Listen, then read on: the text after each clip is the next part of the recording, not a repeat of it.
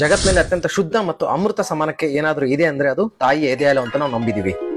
ಆದ್ರೆ ಈಗ ಆ ತಾಯಿ ಎದೆ ಹಾಲಿಗೆ ಸಂಚಕಾರ ಬಂದಿದೆ. ಅಂದ್ರೆ ಏನು ಅಂತಂದ್ರೆ ತಾಯಿಯ ಎದೆ ಹಾಲಲ್ಲಿ ಮೈಕ್ರೋ ಪ್ಲಾಸ್ಟಿಕ್ಸ್ ಅಂದ್ರೆ ಪ್ಲಾಸ್ಟಿಕ್ ನ ಸಣ್ಣ ಸಣ್ಣ ತುಂಡುಗಳು ಪತ್ತೆಯಾಗಿದೆ.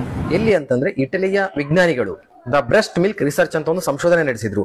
ಆ ಬ್ರೆಸ್ಟ್ ಮಿಲ್ಕ್ ರಿಸರ್ಚ್ ಸಂಶೋಧನೆಯಲ್ಲಿ ಬೇರೆ ಬೇರೆ ಪ್ರದೇಶದ ಆರೋಗ್ಯವಂತ ತಾಯಿಯ ಎದೆ ಹಾಲನ್ನ ಕಲೆಕ್ಟ್ ಮಾಡಿಕೊಂಡು ಆ ಎದೆ ಹಾಲನ್ನ ಪರೀಕ್ಷೆಗೆ ಒಳಪಡಿಸಿದ್ರು. ಆ ಪರೀಕ್ಷೆಗೆ ಒಳಪಡಿಸಿದಂತ ಸಂದರ್ಭದಲ್ಲಿ ತಾಯಿಯ ಎದೆ ಹಾಲಲ್ಲಿ ನ್ಯಾನೋ ಪ್ಲಾಸ್ಟಿಕ್ಸ್ ಅಂತಂದ್ರೆ ಈ ಪ್ಲಾಸ್ಟಿಕ್ ನ ಅತ್ಯಂತ ಸಣ್ಣ ಸಣ್ಣ ತುಂಡುಗಳು ಇರ್ತದಲ್ಲ ಅದು ಪತ್ತೆ ಆಗಿದೆ.